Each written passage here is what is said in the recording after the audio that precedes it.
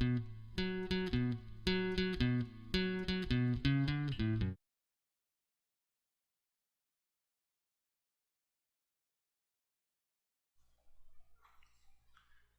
had no illusions that the response to my circumcision video would all be reasoned and neutral. I made an attempt to present a balanced perspective based on the medical literature. It's probably impossible to wholly remove myself from the analysis, but I made an effort to stick to points I could support with evidence from reputable sources. So I was most surprised that the majority of the criticism was that I gave both sides of this particular argument and didn't take a strong enough stance against circumcision. Apparently being objectively open-minded isn't enough to some people. The reason I make these videos is to inform and educate. I'm just not that interested in persuading or proselytizing. It's not that I don't love you, random internet strangers, but I don't know you, and I have enough respect for other people to let them make their own decisions. I don't care if the facts presented in my videos change your mind or not on a topic. I encourage people to think, to inform themselves from scientific sources, not from the internet, and to avoid personal dogmas. But these videos are my best effort to present useful information for my subscribers. Take it or leave it. They're free, require no investment on your part, and may even make you think for a brief moment. The only cost is that you may be exposed to an argument you dislike, disagree with, or see serious flaws in. I never intend for people to accept everything I say as gospel truth. I may be wrong. I accept that. I count on you guys to keep me honest, to challenge me when I'm wrong, but to do so with the kind of rational disagreement that people have in the real world. I said early on that I was hoping to spark some discussion. Many thanks to about half a dozen people who pointed out where my presentation fell short, or there was more complexity than I let on. I'd like to name Sophia Rune and Great Big Boar in particular, both of whom pointed out deficiencies. I recommend both their channels. I also agree with many commenters that Freedom O Speech is an excellent counterpoint channel. If you want a different take on the issue that's still quite rational and based on research, check it out.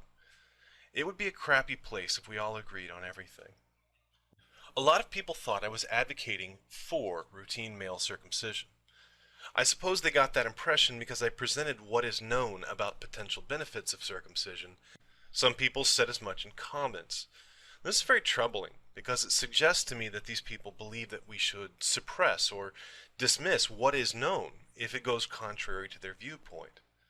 That's the beginning of denialism. It's a psychological deception mechanism called selective acceptance.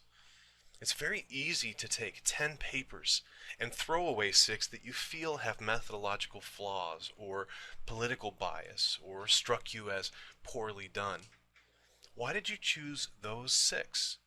Were the studies you agreed with subjected to the same level of scrutiny as the ones you disagreed with? Did you discard an equal number from both sides? I generally avoid any kind of critical scrutiny on anything but objective criteria, like population size or statistical power, for just this reason. It's the only way I know of to avoid imposing my own bias on the literature. I understand if people are strongly opposed to circumcision on a matter of principle, some fundamental tenet of your personal belief. However, that does not negate the need to present a well-reasoned argument to address the issues involved. When I look at the comments that bothered me, they fall into a few categories. I want to describe these and respond generically to these types of arguments. Here are the types of responses that bothered me. Type 1, reductio ad absurdum. Male circumcision is equivalent to cutting off your child's hands and feet. Yes, someone actually said that. One person suggested that every parent who gets their child circumcised should be executed without a trial. Imagine rounding up all those Jewish parents who are observing their cultural practices, I don't know, into some sort of camp and executing all of them. The Muslims would have to be in there too, and of course more than 100 million Americans. They're essentially 1/3 of all the population on Earth. This is exactly the kind of argument I was asking people to avoid with emotional wording. The term mutilation was heavily used, which is a pathos argument. I don't know about anybody else, but when I see one side of a debate resorting to these kinds of intellectual pornography, I suspect their arguments are not that strong, and it actually damages their position. Stick to the facts, objectively stated, and the discussion will be a lot more productive. Type 2, TLDNW, too long, did not watch. These are the people who obviously didn't watch the full video. They respond to points I never made, or specifically discounted. For example, I made a point of saying that cultural and family traditions are irrelevant as an argument for me. Yet a half dozen people wanted me to know that my arguing from tradition was a fallacy. Look, people, a fallacy of tradition or popularity is only a fallacy when it's the basis for the argument that something is true because it's a tradition or popular. Simply stating that something is a tradition or popular is not in itself a fallacy. One guy even quoted the AAP position statement at me, apparently unaware that it was an entire section of the video. I think the AAP had it exactly right. There are medical benefits, but they don't really overcome the risks and ethical conundrums, so that a family should decide for themselves in consultation with their physician. I know it was a long video, and there were no funny cats or young ladies in bikinis, but please, at least scan the script before furiously typing away about things you think I will say based on the first 30 seconds of a video. If you made it to the last 5 minutes, you get to hear me discuss why I lean towards opposing the practice. I think it's hard to defend ethically. I don't think the cultural or religious arguments are very compelling.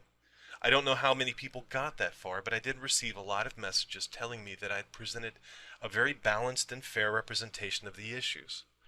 Next time I handle a controversial topic, I'll put the con side first and the pro side second, and we'll see if the angry responses come from the other side in the TL-DNW crowd.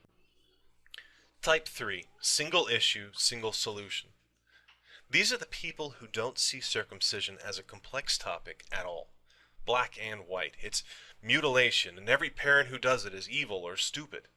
The benefits can all be discounted because condoms alone could prevent all STDs, and a little soap and water prevent all urinary tract infections. Circumcision for disease prevention is like cutting off your arms to prevent arm cancer. Gosh, I don't know how many times that little gem appears in comments. I said in the video that knowledge is the opposite of confidence, and vice versa, meaning confidence is the enemy of knowledge. It could be that the issues seem black and white to you because you haven't been forced to really consider them, or you don't allow yourself to see any complexity. I've read several reviews of the topic by bioethicists, and none of them see this as a polar issue, a black and white topic. This is the real world. Condom use has not, so far, been completely effective at ending STDs. Neither has hygiene prevented UTIs. This is not a trivial problem, and saying that the solution is simple is to ignore the deaths that the complexity of the real world causes. If circumcision could save a few million lives that education alone cannot, I for one will not stand in the way of global public health efforts to save lives. Please be skeptical of these benefits by all means.